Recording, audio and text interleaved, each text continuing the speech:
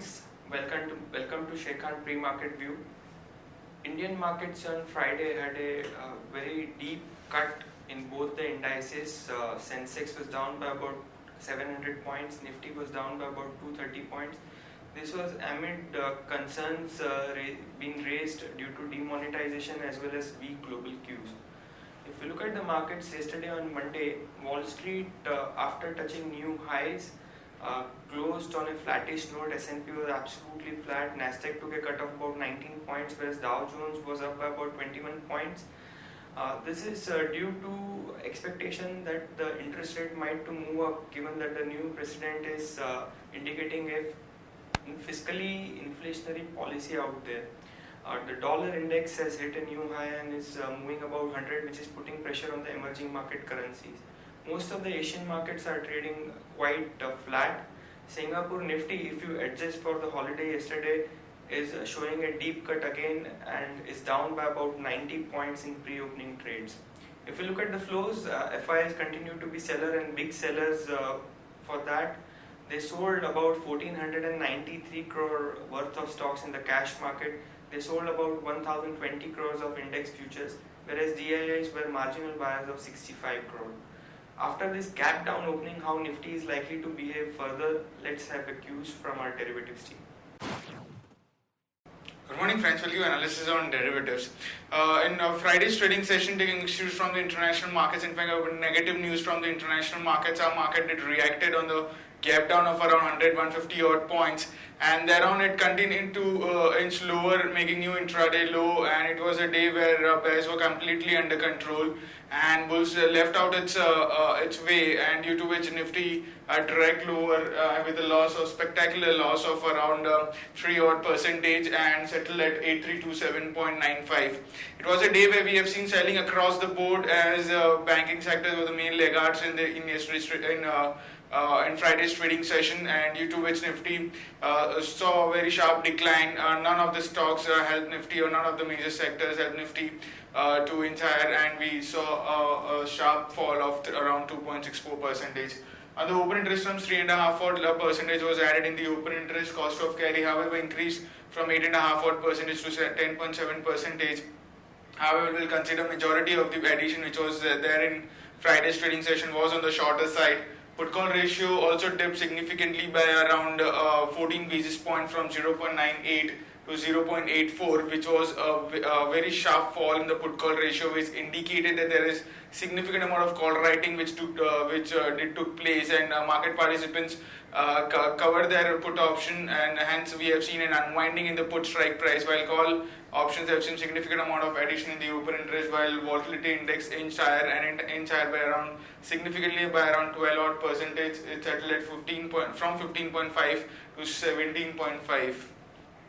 On the option side, as mentioned, we have seen significant amount of addition on the call side, and hence majority of that was due to the call writing which was seen in 8,500 to 8,700. All have seen very sharp build up of around 8,500 have seen an 85% addition, while 8,600 and 700 call option have seen an addition of around 47 and 30% respectively. Now 8,700 call option is the highest in terms of open interest. The position has now got shift from 9,000 to 8,700, and 8,700 is the highest call base for this series now. On the put side, we have seen an unwinding in the highest put base of 8,200. However, the unwinding was very minimal of 1%, but it's been noteworthy since its highest put base. While 8,400 put option has also seen a reduction of 3%, and 8,300 put option have seen minor addition of 8.5%. So not major activity. We have been seeing put writers covering the short position on the put side, and which is a negative sign for the market. There are two securities in bend period for today's trade, that is this TV and Jindal Steel. On the FIs front, index futures, they were net sellers by 1,020 odd crores. There has been significant amount of selling observed by FIs in Friday's trade. Index options, they were net sellers by 2,375 crores, while stock futures net sellers by 1,700 crores, and stock options net sellers by 142 crores only. On a market level, our 5 days we have stands at 8485 with a lower range at 8,200, which is the highest put base, and higher range at 8485. SX Nifty is trading negative, it's down by 128 odd points, has been quoting anywhere around 8417. That's it from derivatives. Thank you. Friends, let's have a look at the trading ideas for the day. The first one being Ujjivan Finance. And now this company has received RBI's final nod for small finance bank. Sentimentally extremely positive news for Ujjivan. The stock would move up in trade today. Stop loss should be placed closer to 397 levels, whereas the potential upside could be closer to 424. Our next idea is short Welspun India. Now Bed, Bath and Beyond has stopped selling Welspun's product after the controversy which has emanated from the selling of the Egyptian cotton. This is sentimentally negative news for Welspun and it could trade negative in today's trading session. One can short it with stop loss of 68. The potential downside could be closer to 60 levels.